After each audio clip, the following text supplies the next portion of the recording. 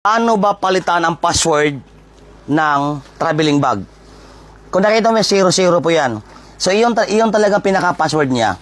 00 yan. Ngayon, hilain ko to. Dahil nga, 00 siya, naging 100. So, hindi na mabubuksan yan. Tama? So, 00 lang din uli. Tsaka natin mabubuksan yan. Boom. Now, paano po palitan ang password ng traveling bag? You have two option.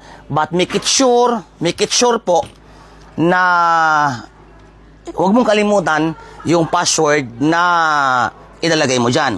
So, ang password natin is 00. Yan kung nakita mo. So, nakita mo to, kapatid. No? Ang first option mo natin ito. Itulak mo yan. Bitaw. Bitawan mo. Tapos, ipagpalagay mo ang new password ko ay sagit lang. 1 lang. 1. Yan.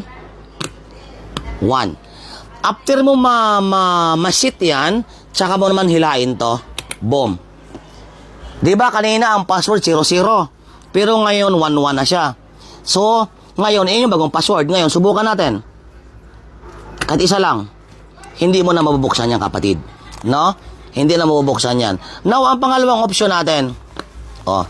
Boom. Ngayon, ang pangalawang option natin. Ang pangalawang option natin, tutok mo, me. Ang pangalawang option natin is hilain mo lang to. Hilain mo lang yan. Okay? Huwag na huwag mo siyang bitiwan. Huwag na huwag mo siyang bitiwan. And then, saka ka ngayon mamili ng password. Example, 210, 310. So, kapag na-set mo na, saka mo bitiwan to. Boom. Tapos, sa part 2 naman natin, ituturo ko rin sa inyo paano po i-revive or paano po, example, yung password na nakalimutan ninyo. So, sa part 2 natin yan. So, meron akong, ayoko kasi babayin yung video natin. So, sa part 2 natin, abangan nyo po yan, kapatid. Okay? So, pa-share po ng video natin para at least malaman natin ibang mga kababayan kung paano po mag-change po ng password.